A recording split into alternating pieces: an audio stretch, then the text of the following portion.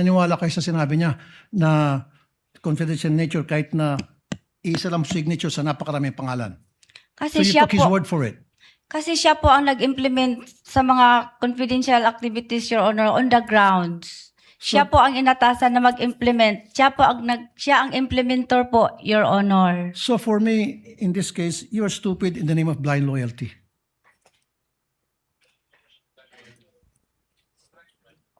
Ano po yun? Naging stupido kayo sa ngalan ng isang tinatawag na blind loyalty. Nakapikit kung ano yung sinasabi sa iyo ng nakakataas, sinusunod mo na lang. Stupido ka pa rin, pero in the name of blind loyalty. Would you agree? Kita nyo? Ganyan kabastos ang mga bunganga ng mga tulpo mga kababayan. Hindi marunong magpigil at hindi iniisip kung ano yung tamang sasabihin. O, ganyan sila kabastos, mga walang mudo at mga walang pinag-aralan. Napakayabang, napakahambog, para bagang napakalinis ang mga taong ito. O, sobrang kakapal ng mga pagmumukha, mga kababayan. Akala mo, walang tinatagong mga baho. O, di ba? Pero pag sinuri mo, sila yung mga asong ulol na sunod-sunuran sa kanilang mga amo. O, di ba? Bulag sa katotohanan. Ikaw yung natamaan, Rapi Tulfo, sa mga pinagsasabi mo dyan sa witness. O, di ba? Kalat na ngayon sa social media na kayo ang napahiya sa inyong kaububan, sa inyong kahambugan. Oh. Kaya ito mga kababayan, panoorin nyo kung paano kabastos itong magkapatid na Tulfo mga kababayan. Talagang kinuyog po nila itong hostile witness, kasama dyan si Kiko Pangilinan, na talagang pinagtulungan po nila para maipit at magmukhang sinungaling itong hostile witness mga kababayan. Buti na lang at talagang magaling sumagot ito. Hindi scripted ang mga sagot, hindi gaya ni Risa Otiveros na laging nagbabasa mga kababayan. Talagang ang mga sagot po niya, yun po talaga ang totoong mga nangyari. O, di ba? O, panoorin po ninyo kung gaano ka walang hiya itong mga uplok ng mga senator judge mga kababayan. Sabi nyo kanina na kayo ang disbursing officer at yung paglipat nyo ng pondo kay La Chica ay na-disburse ninyo ang pondo. Tama? Na-disburse ko po kay Colonel La Yes. Chica, Your Honor. Pag na-disburse ba ang pondo, ibig sabihin, hindi na ito pondo ng gobyerno? Halimbawa, bumili kayo ng supplies. Na-disburse yung supplies, na-disburse yung pondo, binayaran yung supplies. Pag nabayaran na yung supplies, hindi na yun pondo ng gobyerno, tama? Pag nabayaran na yung supplies, hindi na pondo ng gobyerno, tama? Pero ang supplies po, Your Honor, is property na po ng gobyerno. Hindi, yung pondo ang pinag-uusapan.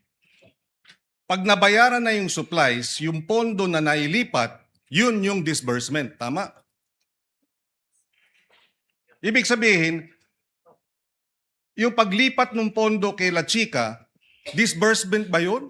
O yung paglipat ng pondo mula kay La Chica sa supplies o medicines, yun yung disbursement? Ang ibig sabihin ko po, yung pag-disburse ko ng pera kay La Chica po, yun po ang disbursement ko, Your Honor. Okay, so pag disburse, ibig sabihin hindi na wala ka ng tungkulin dun sa 125 million na nilipat kasi na-disburse mo na. May tungkulin pa ako, Your Honor, kasi si La Chica po ay, siya lang po ang itinalaga na security officer, Your Honor, So na siya ang mag-implement po, Your Honor, ng mga proyekto o activities po ng confidential, Your Honor, on the ground kasi siya po ang may eksperto, Your Honor. yes, siya ang eksperto pero meron pa rin kayong tungkulin na tiyakin na tama yung disbursement, tama? Yes. Meron pa rin akong Yes, tungkulin, yes. Your Honor, kasi ako man ang accountable officer, Your Honor. Exactly. So, nung nilipat nyo kay La Chica, sabi nyo wala kayong alam doon sa pag-confidential fund expenses. Hindi ba? Sabi nyo, kasi po, values confidential operations, siya po ang eksperto. Kasi po, may alam, siya po ang may alam, Your Honor. Confidential po yun, Your Honor. Wala akong alam. So, paano nyo babantayan yung disbursement kung wala kayong alam dun sa paggastos ng confidential funds? Pag sinabi nyo wala kayong alam, paano mo matitiyak na yung sinabit sa yung affidavit dahil wala kayong alam, malalaman nyo na tama ang gastos? Nagsubmit po siya sa akin ng nagsubmit po siya sa akin ng utilization report, Your Honor. At naniwala din ako kay La Chica, Your Honor, kasi siya po ang itinalaga ni Vice President Sara Duterte, Your Honor, as security officer. At siya po ang aming commanding officer ng BPSPG. So, so naniwala kayo. Pero kung nakuha yung pondo at dineposito sa bangko, personal account, hindi nyo alam yon, hindi po ba? Hindi ko nakita, Your Honor. O kaya nga. So hindi nyo alam kung inilipat sa private account. Hindi ko alam, hindi ko nakita, Hindi nyo Your rin Honor. alam kung talagang tinanggap ni Mary Grace Piatos yung pondo personal. Hindi nyo rin alam. Wala ako sa ground, Your Okay. Honor. Hindi nyo rin alam kung nilipat yung pondo at ipinamudmod sa kung sino-sino. Tama? Wala pa ako sa ground, Your Honor. Okay, last wrapping up, Mr. President. Kindly wind up. Yes. Yung nabanggit na 122 million para sa medicines at 112 million para sa supplies. Alam niyo yon, di ba? Alam ko may purchases Yes. na ganyan, pero di ko makakabisado, Your Honor, ang amount, Your Honor. Di ko kahinumdum kung pila tanan, Your Honor. So, Kung hindi how much, Your Honor, lahat. hindi mo alam kung magkano dun sa 122 million ang binayad sa gamot, pang tree planting. Hindi nyo rin alam kung magkano ang binayad na supplies para sa lakbay-aral dun sa confidential funds. Hindi nyo alam yung specific.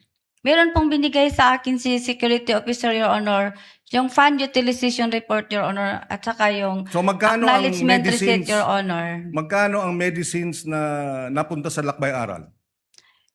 Hindi ko kabisado ang Kaya amount, nga. Your Honor. Magkano ang medicines na napunta sa tree planting? Hindi ko na maalala, Your Honor, magkano sa dami-dami po ng acknowledgement receipt, Your Honor, na binigay at saka po yung sa fund utilization of Your Honor na 4 po yun. So kung hindi nyo alam kung ito'y na-deposito sa bank account, hindi nyo rin alam. Kung dokumento lang, maaring peke, hindi nyo rin alam kung talagang napunta sa tree planting o napunta sa lakbay-aral. Nagtiwala po ako sa Security Officer, Your Honor, kasi siya po ang gi-appoint ni Vice President, Your Honor, na siya po ang mag-implement ng confidential activities, Your Honor, on the ground. Kaya siya po ang eksperto, Your Honor. Thank you. No further questions. Thank you, for now. Senator Judge Panglinan. Senator Judge Erwin Tulfo, you may proceed when you're ready, sir. You have 2 minutes.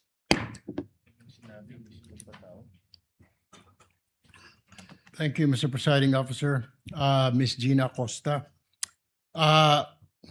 Bago po kayo naging SDO ni VP Sara, ano po ang trabaho niyo? Ano po, sa office po, ng Office of the Vice President, Vice Presidential Officer 6 po ako, Your Honor. No, nung mayor po siya, anong trabaho niyo? Empleyado na ba kayo ng gobyerno? Paano kayo nagkakilala ng Vice President? Empleyado na po ako ng gobyerno, Your Honor, doon po sa Sangguniang Panglungsod, Your Honor. Anong trabaho niyo po sa Sangguniang Panglungsod? First po is stenographic reporter, Your Honor. And then po, nagiging supply officer po, Your Honor. Anong year po kayo nagkakilala ng Vice President?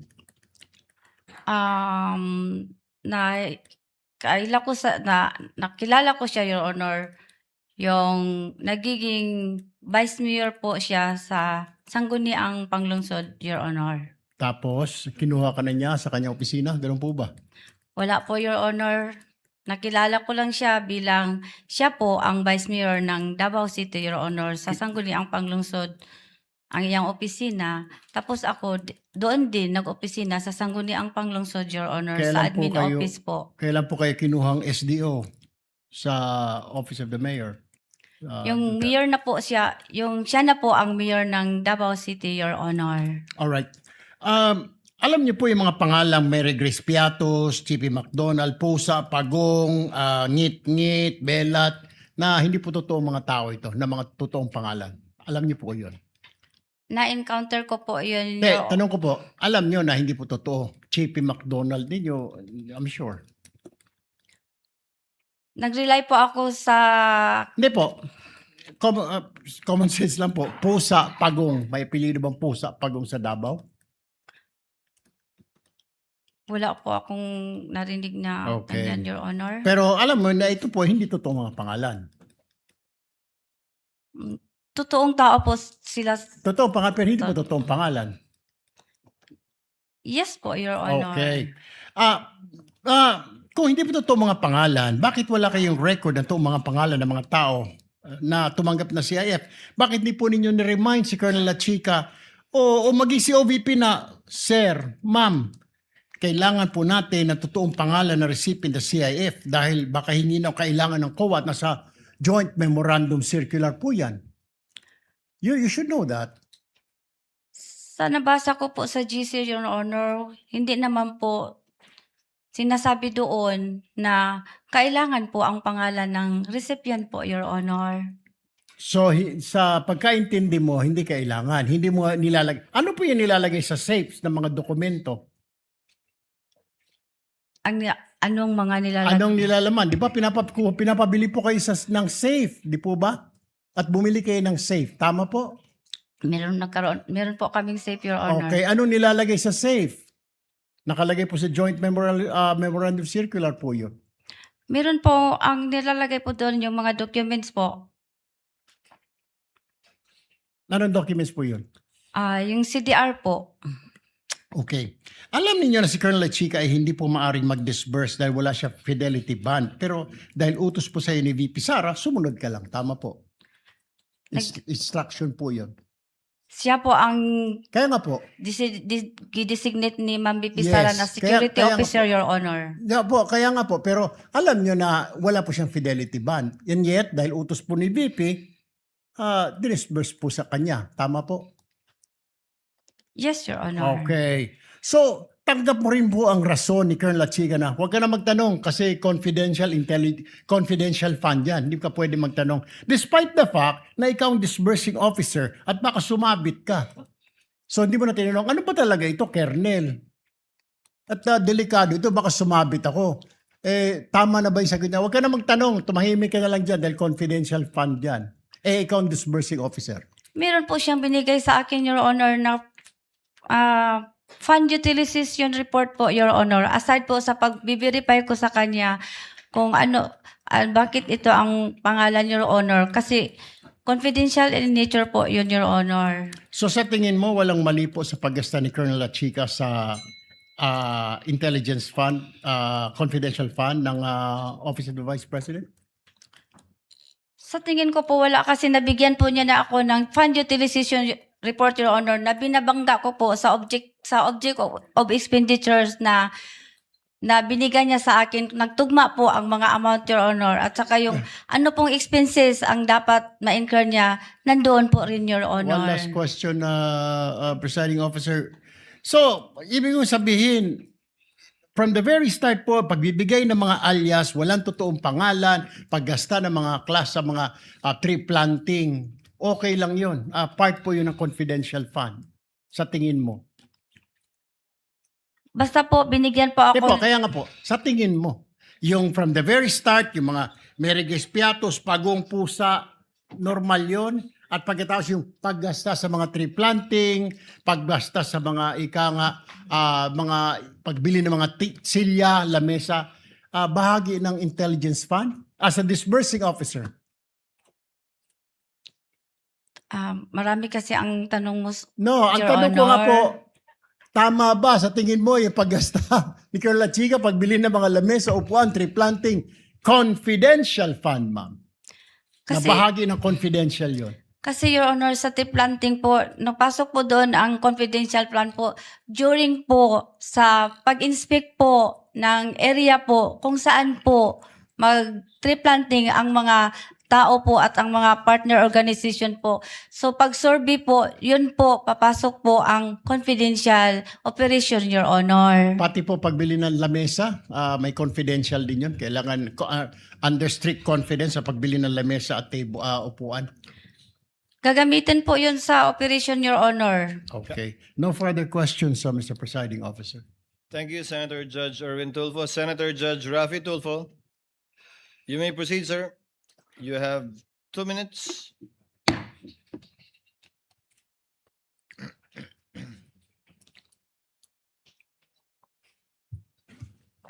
Ma'am, nakapaniudto na ka. Gamay lang, sir. Gamay lang. Unsa man imong sudan? Wala ko'y gana mukaon. Wala. Okay. Okay. Tanong ko na lang. How would you consider yourself? Smart, average, or stupid? Nasa average lang po ako Average. nga pagkatao, Your Honor. Correct. Just like millions and millions and millions of Filipinos. Good. Normal. Kasi sa isang normal na tao, kapag siya'y binigyan bilang isang SDO tulad sa inyo ng listahang pangalan ng mga informants na bilat, pagong at pusa, papalag ka. Ano ba to? Kernel, mukhang hindi ata tama to, bastusan na to. Di po ba? Para sa normal na tao. Am I right? Nag-rely po ako sa sinabmit po sa akin ng security officer, Your Honor. Kaya nga po, bilang isang normal na tao, ulitin ko, pag nakakita kayo ng ganong pangalan, bilat, pagong, pusa, etc. Belat. Okay, belat, same. Magugulat ka, di ba? Magugulat Hindi, sa po. Bisaya, yung pronunciation yan eh. Sa Tagalog, belat, sa Bisaya, bilat yun eh. Kasi yung I nagiging I eh. Bisaya din kasi ako eh. With the permission of Senator Judge Tulfo, Chair would like to remind the gallery to kindly maintain silence during these proceedings. You may proceed, sir. Kasi isa pa po, Madam Witness, meron akong kopya dito na kung saan maraming pangalan ng mga informant at iisa lang po yung pirma. So if you're a normal or average person, papalag ka na naman. Teka muna, Kernel, bakit ganito? Bastusan na to, lokohan to. Yung iba-ibang mga pangalan pero isa lang po yung pirma. Hindi ko nagtaka. Piniripay ko po yun si Colonel La Chica, Your Honor. At ang sagot naman niya sa akin, Ma'am Gina, those are sensitive information, Ma'am Gina. At saka, confidential in nature po yun. So naniwala kayo sa sinabi niya na confidential nature kahit na isa lang signature sa napakaraming pangalan. So Kasi you siya took his po, word for it. kasi siya po ang nag-implement sa mga confidential activities, Your Honor, on the grounds. Siya po ang inatasan na mag-implement. Siya ang implementor po, Your Honor. So for me, in this case, you're stupid in the name of blind loyalty.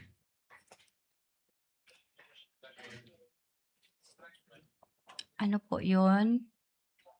Naging stupido kayo sa ngalan ng isang tinatawag na blind loyalty. Nakapikit kung ano yung sinasabi sa iyo ng nakakataas, sinusunod mo na lang. Stupido ka pa rin, pero in the name of blind loyalty. Would you agree? Dili ko maintindihan, Your Honor. I'm sorry. Okay, nung kayo po ay SDO sa Davao, nung mayor si BP Sara noon, hindi kayo nagkaroon ng disallowance, right? Never? Wala po, Your Honor. So ano pinagkaiba na sa Davao at ngayon sa OVP? Bakit nagkaroon kayo ng disallowance ngayon dito sa OVP and DepEd versus nung nasa Davao kayo, wala kayong disallowance? Anong pinagkaiba? Ang maalala ko lang, Your Honor, sa Davao po, doon po sa mag-submit po kami ng accomplishment report doon po sa DILG, hindi po sa Office of the Vice President, hindi po sa Office of the President, sa Senate at saka sa HOR, Your Honor. So nung panahon po sa Davao, meron ba mga pangalan Piatos? Meron ba mga pangalan mga Belat, Pagong, Pusa, etc.? Hindi ko ma-remember, Your Honor. Hindi All ko of a sudden, maalala. hindi mo na maalaala. And Hindi ko how long? maalala, Your Hindi mo na Honor. maalaala. And yet 6 years ka naging SDO doon. Hindi ko maalala, Your Honor. Matagal na po yun, Your Honor. At saka, may edad na rin po ako, Your Honor. Ayaw lagi pag tinunto, ma'am. Pati kami ba tinunto mo dire. Mo Maraming magin na ako tinood, Your Honor. Okay. Salamat po, Mr. Presiding Officer.